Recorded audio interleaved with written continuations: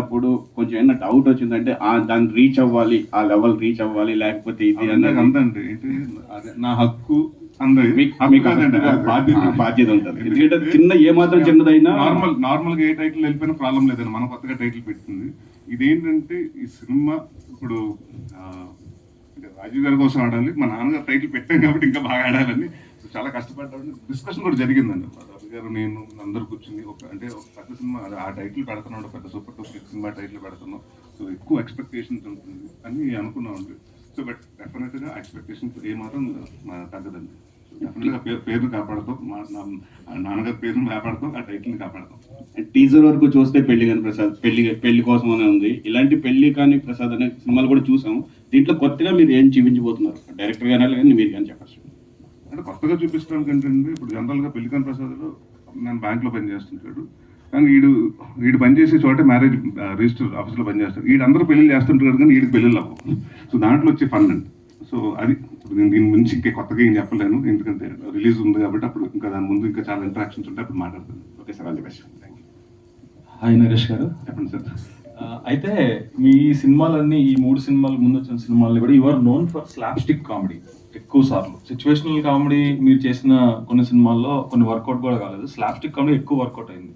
Suddenly if you're reinventing your self to do situational comedy, what changes you brought in? ఎందుకంటే Covid తర్వాత మీరు చాలా తెలుసుకున్నారు, previous results వల్ల చాలా తెలుసుకున్నారు. ఈ 3 సినిమాల్లో కొత్త ఇమేజ్ కూడా వచ్చింది కదా, ఒక సీరియస్ ఇమేజ్ కూడా వచ్చింది.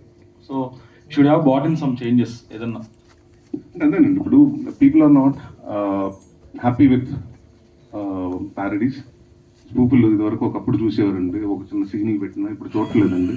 అండ్ మీరు అన్నట్టు the writing has to be, అంటే ఆ రైటింగే నవ్వు రావాలి కానండి, మనం ఎవరిని ఇబ్బంది పెట్టో లేకపోతే డబుల్ మీనింగ్ చేయకుండా అలాంటి ఎలాంటి అర్థాలు రాకుండా చేయటం చాలా కష్టం అండి. అంటే నేను ఇందాక చెప్పింది కూడా ఏంటంటేనండి, అంటే కథలో కామెడీ ఉండాలండి. అందుకోసం ఇప్పుడు నేను ఇప్పుడు 4 నిమిషాలు అయిపోయింది, ఒక సీరియస్ సీన్ అయిపోయింది, ఇప్పుడు కామెడీ పెట్టాలి అని ఒక టైం లెక్కలు పెట్టుకుని ఇది ఓకే సాంగ్ వస్తుంది, ఇక్కడ సాంగ్ తర్వాత ఒక కామెడీ సీన్ పడాలి అని అలాంటిది కాదండి.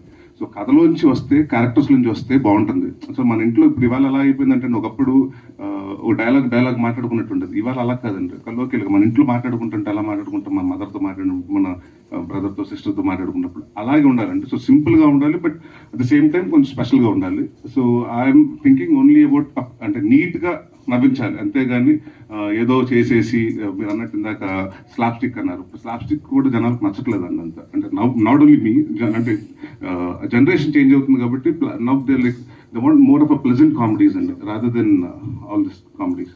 సో ఐ థింక్ అలాగా చూసుకున్నప్పుడు నాకు ఇది కరెక్ట్ అనిపించింది, సో అలా చేయడం జరిగింది. Sir good sir. And one more thing ఏంటంటే, అంత సీరియస్ చేసిన తర్వాత ఇమ్మీడియట్ గా స్లాప్స్టిక్ చేసినా కూడా కొంచెం ఇది అవుతుంది. So I have to come back with small transaction కాబట్టి I pick this one. Sir director గారు మల్లి గారు, టైటిల్ గురించి ఇప్పటివరకు చాలా మంది అడిగారు, చెప్పారు మీరు క్లాసిక్ కి దీనికి సంబంధం లేదు. ఒక థింగ్ ఏంటంటే, క్లాసిక్ టైటిల్స్ ని రెండోసారి వాడినప్పుడు 99% రిజల్ట్ ఎప్పుడు నెగిటివ్ గానే వచ్చింది సార్. అది సెంటిమెంట్ అయిండొచ్చు. సో ఎస్పెషల్లీ ఏంటంటే లేడీస్ టైలర్ కానీ ఇలాంటి సినిమాలని టైటిల్స్ వాడినప్పుడు రిజల్ట్స్ ఆశించినంతగా లేవు. మీరు అంటే నరేష్ గారికి ఓకే, ఎందుకంటే నరేష్ గారు సినిమా పుల్ ఆఫ్ చేస్తారు, నరేష్ గారికి తర్వాత చాలా